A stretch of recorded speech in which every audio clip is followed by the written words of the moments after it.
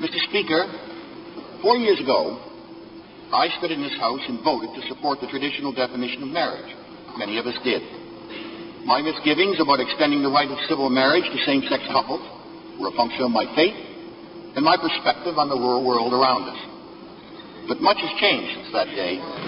During the campaign 2 years ago, I announced that I did not support gay marriage and instead supported civil unions and domestic partnerships. I have personally wrestled with that position ever since. To those who would oppose this bill, I urge you to consider that the core of the issue before us today is whether the rights of all Canadians are to be respected. I believe they must be. Justice demands it. Fairness demands it. The Canada we love demands it. I see a bunch of people that merely want to profess their love for each other and want state law to recognize that. My opinions on this issue have evolved significantly, as I think the opinions of millions of Americans from all walks of life have. In order to be consistent with the position I took during the mayoral election, I intended to veto the council resolution. As late as yesterday afternoon, that was my position.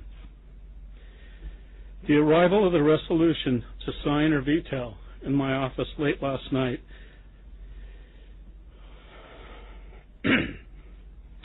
please excuse us. This question does not demand rhetoric. It demands clarity. There are only two legitimate answers, yes or no. Not the demagoguery we have heard, not the dodging, not the flawed reasoning, not the false options, simply yes or no. As I reflected on the choices I had before me last night, I just could not bring myself to tell an entire group of people in our community they were less important,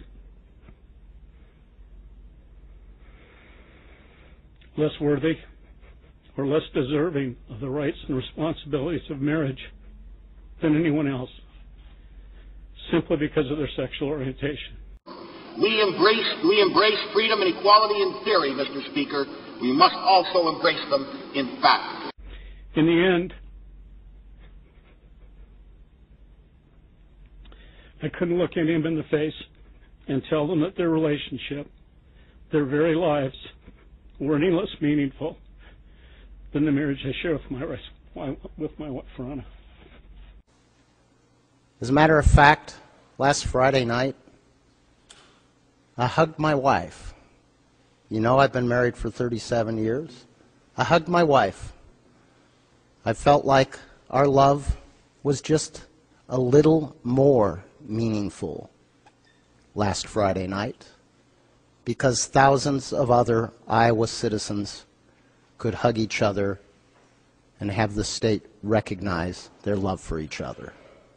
I want for them the same thing that we all want for our loved ones. For each of them to find a mate whom they love deeply and who loves them back. Someone with whom they grow old together and share life's experiences. And I want their relationships to be protected equally under the law. Those who founded our country knew that freedom would be secure only if each generation fought to renew and enlarge its meaning. No, Senator McKinley, I will not co-sponsor a leadership bill with you.